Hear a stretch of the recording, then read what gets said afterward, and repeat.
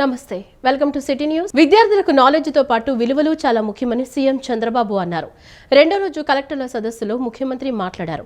Inter వరకు రాష్ట్రంలోని private విద్యాసంస్థల్లోనూ ముస్తాబు కార్యక్రమాన్ని అమలు చేయాలన్నారు. దీన్ని మరింత ముందుకు తీసుకువెళ్లాలని అధికారులకు దిశానిర్దేశం చేశారు. ముస్తాబుపై ప్రజెంటేషన్ ఇచ్చిన పార్వతీపురం మన్యం జిల్లా కలెక్టర్ ప్రభాకర్ రెడ్డికి అభినందనలు తెలిపారు.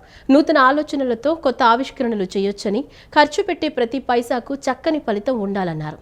సీఎం చంద్రబాబు అధ్యక్షతన రెండవ రోజు కలెక్టర్ల సదస్సు కొనసాగుతోంది. ఈ సందర్భంగా బెస్ట్ ప్రాక్టీసెస్, సక్సెస్ స్టోరీలపై ఆయా జిల్లాల కలెక్టర్లు ప్రజెంటేషన్ ఇస్తున్నారు. ఇందులో భాగంగా పార్వతీపురం మన్యం జిల్లా కలెక్టర్ ఎన్ ప్రభాకర్ రెడ్డి ముస్తాబు అనే కార్యక్రమాన్ని సదస్సులో వివరించారు. పరిశుభ్రతతో పాటు ఆత్మవిశ్వాసం పెంపొందించడమే లక్ష్యంగా కార్యక్రమం చేపడుతున్నట్లు తెలియజేశారు.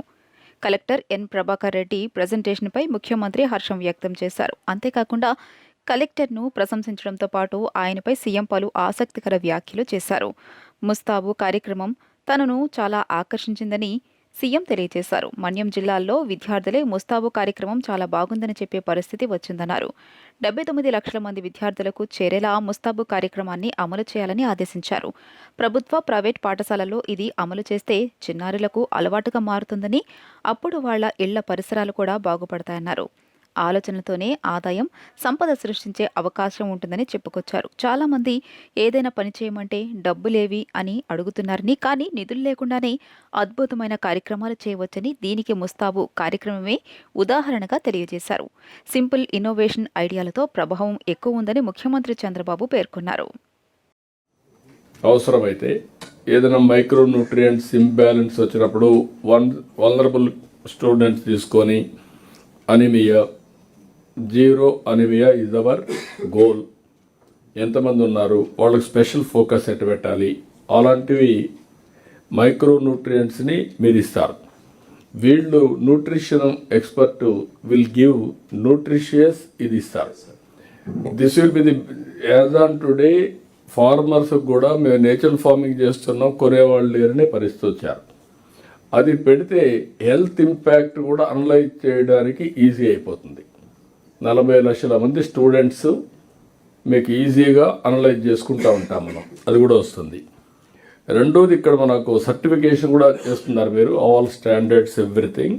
I real appreciate. ప్రొవిజన్స్ మీరు ఇంకొక స్టెప్ ముందుకెళ్ళి ప్రొవిజన్స్ వచ్చిన తర్వాత సెంట్రల్ ప్రొవిజన్స్ ఇది పెట్టి డిస్ట్రిక్ట్ లెవెల్లో, లేకుంటే ఎక్కడికక్కడ చెకింగ్ హబ్ అండ్ స్పోక్ మోడల్లో పెట్టి తిరుమల తిరుపతి దేవస్థానం చేసే చెకింగ్ సిస్టమ్ కూడా ఒకసారి స్టడీ చేయండి మీరు. ఆధునికంగా ఎంత ముందుకు సాగుతున్నా నేటి యువతరం ప్రకృతి సమతుల్యతను పాటిస్తూ కుటుంబ వ్యవస్థలను కాపాడుకోవాలని పద్మ విభూషణ్ మాజీ ఉపరాష్ట్రపతి వెంకయ్యనాయుడు అన్నారు.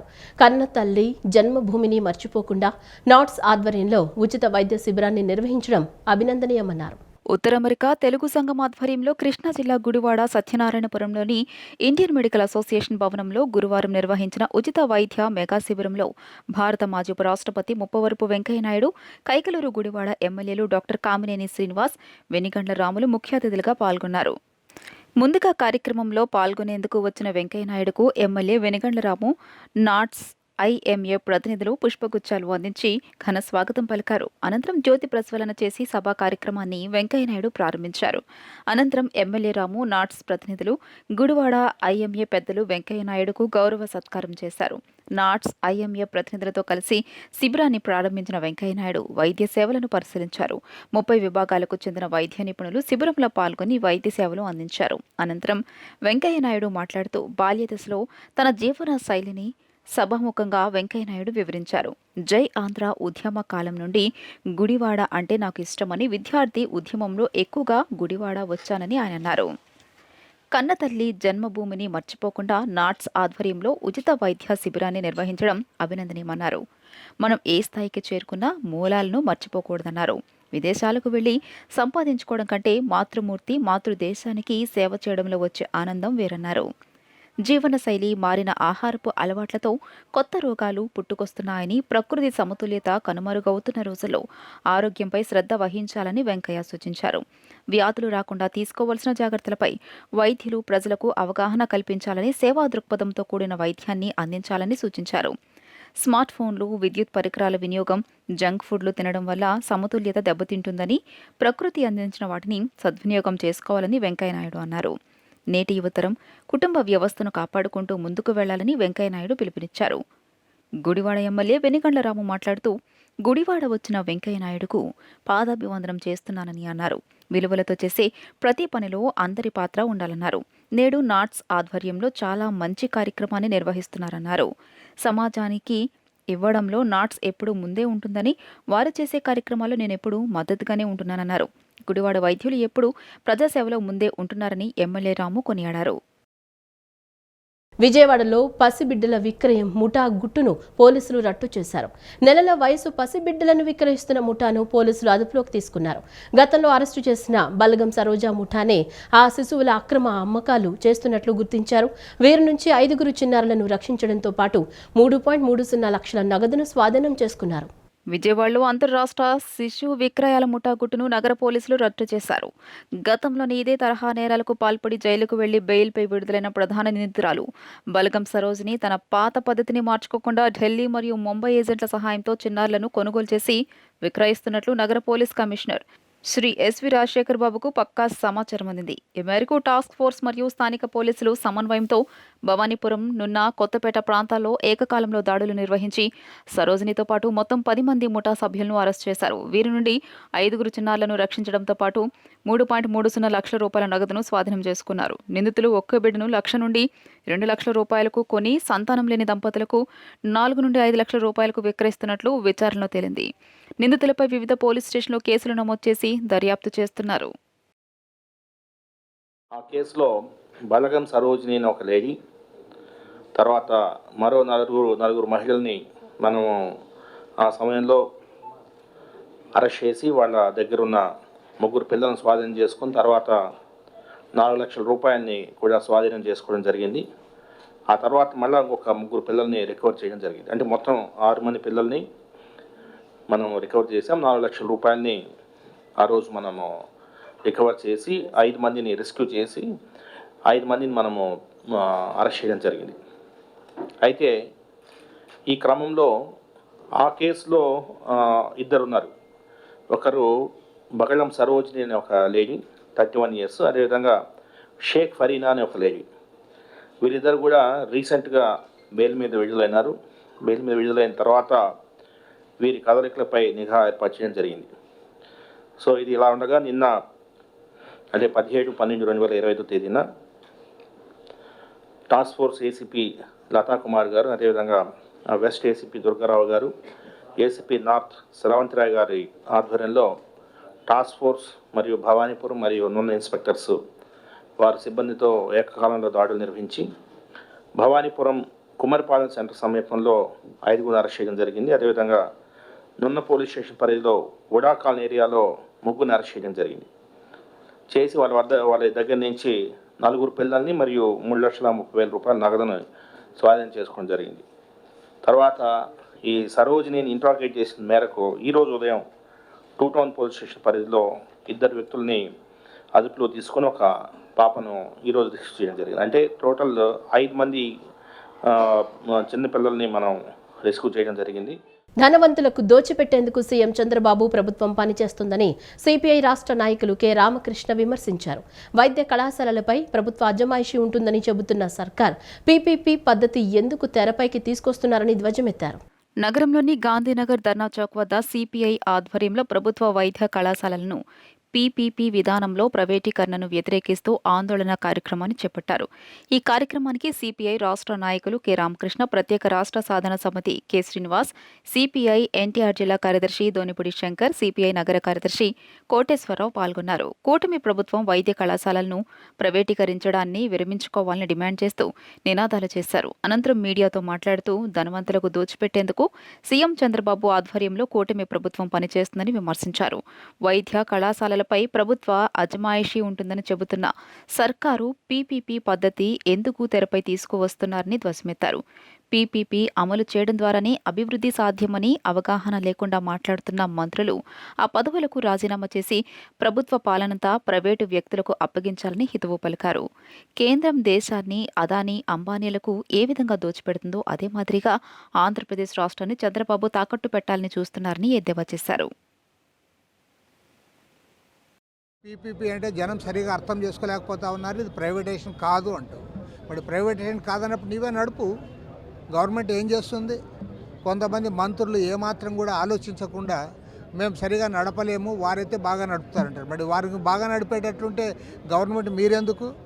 మీరు ఒప్పుకుంటున్నారు కదా మాకు చేత కావడం లేదని. మరి చేతగాని వాళ్ళు ఎందుకు? ఈ గవర్నమెంట్ కూడా వాళ్ళకి అప్పచెప్పండి, వాళ్ళే నడుపుతారు. కాబట్టి ఏమంటే ఇవాళ చాలా పెద్ద తప్పిదం చేస్తూ ఉన్నాడు. 1200 కోట్ల రూపాయల జీతాలు 2 ఏళ్ల పాటు మేమే ఇస్తామంటున్నాడు. అంటే గవర్నమెంట్ జీతాలు ఇస్తుంది, గవర్నమెంట్ బిల్డింగ్స్ కడుతుంది, గవర్నమెంట్ ల్యాండ్స్ ఇస్తుంది, పర్మిషన్స్ గవర్నమెంట్ తెస్తుంది. ఆ లాభాలు మాత్రం వాళ్ళకి ఇవ్వాలి, వాళ్ళు సీట్లు అమ్ముకోవాలి, వాళ్ళు డబ్బు సంపాదించుకోవాలి. అంటే వాళ్ళకి ఊడిగం చేసేకి మీరు ఉన్నారా అని నేను అడుగుతా ఉన్నా. ప్రతిపక్షంలో ఉండగా ఒక తీరు, అధికారంలోకి వచ్చిన తర్వాత మాట మార్చి అనుసరించేటటువంటిది వేరే తీరు. గత అసెంబ్లీ ఎన్నికల ముందు యువగళం నిర్వహించేటటువంటి సందర్భంలో నారా లోకేష్ స్పష్టంగా చెప్పారు, గత ప్రభుత్వం ఇచ్చినటువంటి జీవో 107, 108ని ఉపసంహరించుకుంటాం, ప్రభుత్వ వైద్య కళాశాలల్ని నిర్వహిస్తాం మేము అధికారంలోకి వస్తే అని చెప్పారు. వచ్చిన తర్వాత దానికి భిన్నంగా జీవో 590 జీవో విడుదల చేసి రాష్ట్రంలో ఉన్నటువంటి మెడికల్ కాలేజీలు అన్నిటినీ కూడా ప్రైవేటు వ్యక్తులకి పీపీపీ పేరుతో ఇవ్వటాన్ని సిపిఐగా నిరసిస్తూ ఈ రోజున రాష్ట్ర వ్యాప్తంగా ఈ విధానానికి నిరసనగా సిపిఐ ఆందోళన కార్యక్రమం చేపట్టింది. ప్రముఖ దినపత్రిక ది ఎకనామిక్ టైమ్స్ అందించే అవార్డు ఈసారి ముఖ్యమంత్రి నారా చంద్రబాబు నాయుడును వరించింది. మార్చిలో నిర్వహించనున్న ప్రత్యేక కార్యక్రమంలో కేంద్ర ఆర్థిక మంత్రి నిర్మలా సీతారామన్ చేతుల మీదుగా ఈ అవార్డును ముఖ్యమంత్రి చంద్రబాబుకు ప్రదానం చేయనున్నారు. ప్రతిష్టాత్మక అవార్డు అందుకోవడంపై ప్రముఖులు, మంత్రివర్గ సహచరులు ముఖ్యమంత్రికి శుభాకాంక్షలు తెలిపారు. దేశంలో ప్రముఖ దినపత్రిక ది ఎకనామిక్ టైమ్స్ అందించే అవార్డు ఈసారి ముఖ్యమంత్రి నారా చంద్రబాబు నాయుడును వరించింది. ఆంధ్రప్రదేశ్లో వ్యాపార అనుకూల విధానాల అమలు, పారిశ్రామిక సంస్కరణలు, రాష్ట్రానికి పెద్ద ఎత్తున పెట్టుబడులు ఆకర్షిస్తున్నందుకు గాను business reformer of the year award ఇస్తున్నట్టు ఎకనామిక్ టైమ్స్ ప్రకటించింది. మార్చిలో నిర్వహించనున్న ప్రత్యేక కార్యక్రమంలో కేంద్ర ఆర్థిక మంత్రి నిర్మలా సీతారామన్ చేతుల మీదుగా ఈ అవార్డును ముఖ్యమంత్రి చంద్రబాబుకు ప్రదానం చేయనున్నారు. ఈ అవార్డును దేశంలోని ప్రముఖ పారిశ్రామికవేత్తలు, ఆర్థిక నిపుణులు, న్యాయవేత్తలతో కూడిన అత్యున్నత స్థాయి జ్యూరీ ఎంపిక చేసింది. ఈసారి జ్యూరీలో భర్తీ group chairman Sunil Bharati Mittal, JSW group chairman Sajjan Jindal, Kotak Mahindra bank వ్యవస్థాపకులు ఉదయ్ కోటక్, నారాయణ హెల్త్ వ్యవస్థాపకులు డాక్టర్ దేవిశెట్టి, సీనియర్ న్యాయవాది అభిషేక్ మను Singhvi, Tata trust chairman Noel Tata వంటి ప్రముఖులు సభ్యులుగా ఉన్నారు. జ్యూరీకి డెలాయిట్ సంస్థ సలహాదారుగా వ్యవహరిస్తోంది. ఈ అవార్డును గతంలో కేంద్ర మంత్రులు అశ్విని వైష్ణవ్ 2024, ఎస్ జైశంకర్ 2023, నిర్మలా సీతారామన్ 2021, మహారాష్ట్ర మాజీ సీఎం దేవేంద్ర ఫడ్నవీస్ 2019, కేంద్ర మాజీ మంత్రి అరుణ్ జైట్లీ 2017, పీయూష్ గోయల్ 2015 వంటి వారు అందుకున్నారు. ప్రతిష్టాత్మక అవార్డు అందుకోవడంపై ప్రముఖులు, మంత్రి వర్గ సహచరులు ముఖ్యమంత్రికి శుభాకాంక్షలు తెలియజేశారు. కూటమి సర్కార్ అధికారంలోకి వచ్చాక ఇప్పటికీ జిల్లా కలెక్టర్ల సదస్సులు 4 సార్లు జరిగాయి. వాటికి 1, 2, 3, 4 అని పేరు పెట్టారు. బుధవారం మొదలైన కలెక్టర్ల సదస్సు 5వది. కానీ దీనికి 4.5గా నామకరణం చేశారు. ఏమిటి కొత్తదనమని ఆరాతీగా రెవెన్యూ శాఖ సరికొత్త సంప్రదాయానికి శ్రీకారం చుట్టినట్లు తెలిపింది. చంద్రబాబు ముఖ్యమంత్రి కావటం ఇది 4వసారి. ఈ ప్రభుత్వ హయాంలో జరుగుతున్న 5వ కలెక్టర్ల సదస్సు ఇది. ఆ 4, ఈ 5ను కలిపి సింబాలిక్గా 4.5 వెర్షన్ ఖరారు చేశామని రెవెన్యూ మంత్రి అనగాని సత్యప్రసాద్ చెప్పారు. తదుపరి సదస్సును 4.6గా పిలుస్తామన్నారు. ఐటీ విద్యాశాఖ మంత్రి నారా లోకేష్ చేపట్టిన యువగళం పాదయాత్రలో ఇచ్చిన హామీని అమలు చేయాలని ప్రభుత్వం మీ సేవా ఉద్యోగులు డిమాండ్ చేశారు. ఐటీ రంగాన్ని ఎంతో ప్రాధాన్యత ఇస్తున్న కూటమి ప్రభుత్వం మీ సేవా ఉద్యోగులను మరలా విధిలోకి తీసుకుని సేవలను వినియోగించుకోవాలని విజ్ఞప్తి చేశారు. నగరంలోని గాంధీనగర్ ధర్నా చౌక్ వద్ద ప్రభుత్వ మీ సేవా ఉద్యోగులు ధర్నా నిర్వహించారు. ఈ కార్యక్రమానికి మాజీ ఎమ్మెల్సీ కేఎస్ లక్ష్మణరావు పాల్గొని సంఘీభావం తెలియజేశారు. ఎమ్మెల్సీ కేఎస్ లక్ష్మణరావు, మీ సేవా ఉద్యోగుల రాష్ట్ర ప్రధాన కార్యదర్శి సిహెచ్ నాగేశ్వరరావు మీడియాతో మాట్లాడుతూ ఆధ్యాత్మిక దేవాలయం తిరుమల నుంచి సచివాలయం వరకు సైకిల్ యాత్ర నిర్వహించామని తెలిపారు. నిన్నటి నుంచి 3 రోజుల పాటు రిలే నిరాహార దీక్షలు చేస్తున్నట్లు వివరించారు. ప్రజలకు అన్ని సర్వీసులు ఒకే చోట అందించాలనే ఉద్దేశంతో 2003లో అప్పటి సీఎంగా ఉన్న చంద్రబాబు నాయుడు మీ సేవా కేంద్రాలు అందుబాటులోకి తీసుకువచ్చారని తెలియజేశారు. రాష్ట్రంలో విడిపోయిన తర్వాత 13 జిల్లాల్లో 170 మీ సేవా కేంద్రాలు, 607 మంది ఉద్యోగులు పనిచేశారని తెలిపారు. మీ సేవా ఉద్యోగులు పనిచేయడం ద్వారా రాష్ట్ర ఏడాది 4,000 కోట్ల రూపాయలు ఆదాయం, 40 కోట్ల రూపాయలు అదనంగా యూజర్ ఛార్జీల రూపంలో ప్రభుత్వానికి అందజేయడంతో ముఖ్య పాత్ర పోషించారని తెలిపారు. 2019 జగన్మోహన్ రెడ్డి అధికారంలోకి వచ్చాక గ్రామ వార్డు సచివాలయాన్ని తీసుకువస్తూ మీ సేవా కేంద్రాలను రద్దు చేశారన్నారు. 18 సంవత్సరాలుగా పనిచేస్తున్న తమని తొలగించడం, 607 ఉద్యోగులు రోడ్డున పడ్డారని ఆవేదన వ్యక్తం చేశారు. ఐటీ విద్యాశాఖ మంత్రి నారా లోకేష్ చేపట్టిన యువగళం పాదయాత్రలో ఇచ్చిన హామీని అమలు చేయాలని ప్రభుత్వ మీ సేవా ఉద్యోగులు డిమాండ్ చేశారు. ఐటీ రంగాన్ని ఎంతో ప్రాధాన్యత ఇస్తున్న కూటమి ప్రభుత్వం మీ సేవా ఉద్యోగులను మరలా విధుల్లోకి తీసుకుని సేవలను వినియోగించుకోవాలని విజ్ఞప్తి చేశారు. ఇప్పుడు కూటమి ప్రభుత్వం ఆ రోజున లోకేష్ గారు ప్రతిపక్షంలో ఉన్నప్పుడు మేము అధికారంలోకి రాగానే ఈ సేవా ఉద్యోగులను తిరిగి తీసుకుంటామని చెప్పారు. కానీ వాళ్ళు చూస్తే కూటమి ప్రభుత్వం ఏర్పడి సంవత్సరంన్నర అయింది. కానీ వీళ్ళు 607 మంది మాత్రం రోడ్ల మీదే ఉండిపోయారు. అందుకని ఈ సేవా ఉద్యోగులను వెంటనే తీసుకుని వాళ్ళ సచివాలయాలు ఉన్నాయి, వేలాది ఖాళీలు ఉన్నాయి, ఆ ఖాళీల్లో వీళ్ళ నియామకం చేయొచ్చు. కాబట్టి ఈ సేవా ఉద్యోగులు 607 మందిని కూడా వెంటనే విధుల్లోకి తీసుకోవాలని చెప్పి నిన్న ఈరోజు జరుగుతున్న ధర్నా చౌక్లో జరుగుతున్న ఆందోళనకి మేము మద్దతు తెలియజేస్తా ఉన్నాం. లోకేష్ గారు యువగళం పాదయాత్రలో ప్రతిపక్షంలో చేస్తున్నప్పుడు సందర్భంలో ప్రతి జిల్లాలో కూడా గవర్నమెంట్ ఈ సేవలో పనిచేసిన ఉద్యోగులు ఆయనకు వినతిపత్రాలు ఇవ్వడం జరిగింది. ఆయన హామీ ఇస్తూ ప్రత్యేకంగా మా 5 అపాయింట్మెంట్ రాష్ట్ర కమిటీ ఉద్యోగులకి ఆయన ఇంట్లో హామీ ఇస్తూ 20 నిమిషాలు రిపోర్ట్ తీసుకొని ఇది చంద్రబాబు నాయుడు గారు పెట్టిన ఈ సేవా వ్యవస్థ కాబట్టి ఖచ్చితంగా మేము రాగానే మీకు న్యాయం చేస్తామని హామీ ఇవ్వడం జరిగింది. కానీ ప్రభుత్వం వచ్చి 18 నెలలు గడిచిపోతున్నప్పటికీ ఆ హామీ అమలుకు నోచుకోవట్లేదు. ఏజ్ బార్ అయిపోయి ఇతర ఉద్యోగాలకు కూడా నోచుకునే పరిస్థితిలో 18 సంవత్సరాలు పడిపోయి రోడ్డు మీద ఉన్నారు. కాబట్టి ఐటీ విప్లవంలో పేరు బాంచిన మీరే చెప్పుకుంటున్నారు. కాబట్టి ఈ సేవా వ్యవస్థ ఉద్యోగులకు న్యాయం చేయాలని చెప్పి ఆ దిశగా ముఖ్యమంత్రి గారు లోకేష్ గారు గతంలో హామీ ఇచ్చినటువంటి ఉప ముఖ్యమంత్రి పవన్ కళ్యాణ్ గారు కూడా ఈ వేదిక ద్వారా మా ఉద్యోగులందరి తరపున విజ్ఞప్తి చేస్తున్నాం. ఒక్కోసారి అభిమానులు అత్యుత్సాహం వలన సినిమా నటులు తీవ్ర ఇబ్బందులు పడుతుంటారు. ప్రముఖ హీరోయిన్ నిధి అగర్వాల్ అభిమానుల వల్ల అసౌకర్యానికి గురయ్యారు. The Raja Saab song launch ఈవెంట్కు వచ్చిన నిధి అగర్వాల్ తిరిగి తన కారు వద్దకు వచ్చే సమయంలో పెద్ద సంఖ్యలో అభిమానులు ఆమె వద్దకు వచ్చారు. ఆమెతో సెల్ఫీలు దిగేందుకు ఎగబడ్డారు. కొందరు ఆమెను తాకేందుకు ప్రయత్నించారు. నిధి బాడీ గార్డులు అందరినీ నియంత్రించి ఆమెను క్షేమంగా కారులోకి ఎక్కించారు. కారు ఎక్కిన కొద్దిసేపటికి ఊపిరి పీల్చుకున్నారు. ప్రస్తుతం ఈ వీడియో సోషల్ మీడియాలో వైరల్ అవుతుండగా పలువురు సెలబ్రిటీలు ఆగ్రహం వ్యక్తం చేస్తున్నారు.